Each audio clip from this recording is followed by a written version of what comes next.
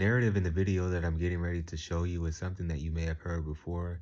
It's something that is repeated in the white supremacist community. But yeah, just take a listen and we'll come back with some commentary. Those are legitimate concerns. Well, I think you're right about reparations in terms of if people want it, though, what they need to do is you always need to go back to the beginning of a supply chain. Where was the beginning of the supply chain? That was in Africa. And when across the entire world, when the slavery was taking place, which was the first nation in the world that abolished slavery? The first nation in the world to abolish it. It was started by William Wilberforce, was the British. In Great Britain, they abolished slavery.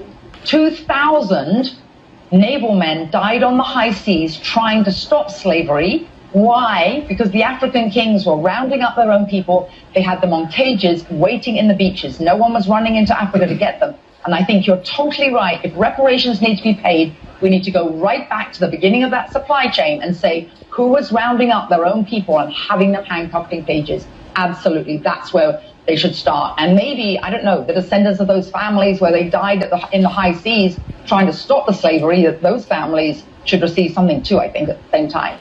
Europeans have always used individuals in the African community to help disenfranchise the African community.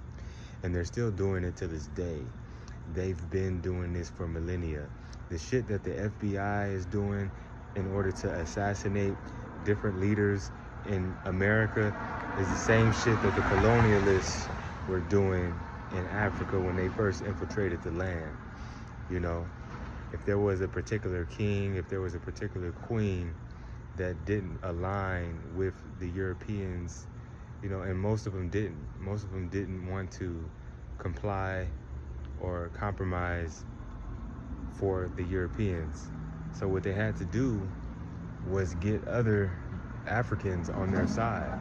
You know, Africans who were already a little bit corrupt in their mind. They tried to find weak-minded Africans to take advantage of and manipulate. That's what this is. It's manipulation, and it's manipulation.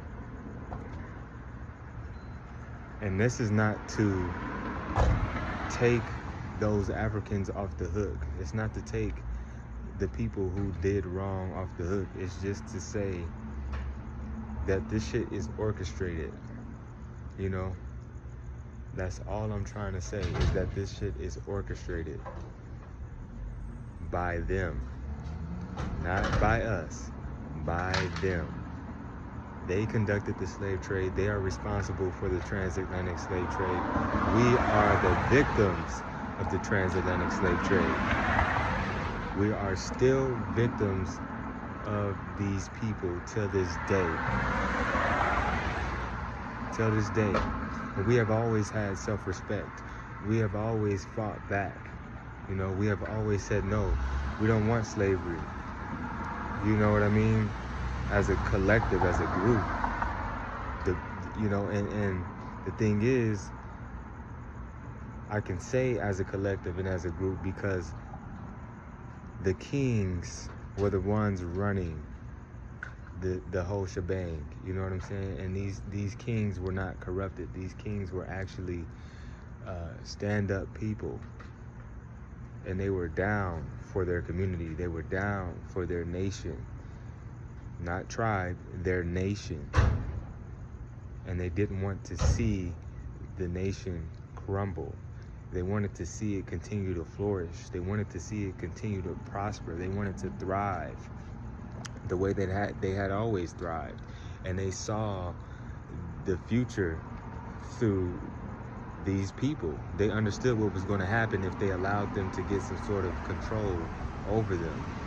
They understood what was going to happen if they allowed these people to dictate how they moved as a society. So they took the necessary actions, the necessary steps to try and get these people out. But they were very persistent, and they tried everything in the book, and apparently it's working. But see, that stuff is starting to crumble right now. It's starting to crumble right in front of our very eyes. And it's not something that they want to admit, but you know, like the lady in this video, you see them acting crazy, you know, you see them acting out. They can't contain themselves. They don't know what to do. They are out of control because they're losing control of the world. They're losing control of Africa and its people. And they don't know who to put that anger on, because it's not anybody that's making them lose control. It's God. And God is invisible. Spirit is invisible. So who they gonna lash out on?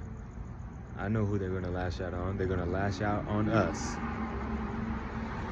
They're gonna lash out on us, because that's what they do when they lose control.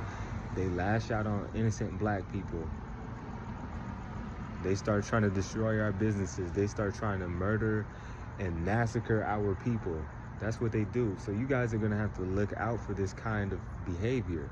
We're gonna have to look out for this kind of behavior, especially in the near future. During these times, this is the sentiment that is brewing right now. And African Americans, African people across the world need to anticipate this. Anticipate this. Be aware. Be cautious, is what I'm trying to say. And take the necessary steps to protect yourself. Just be aware. Just be aware.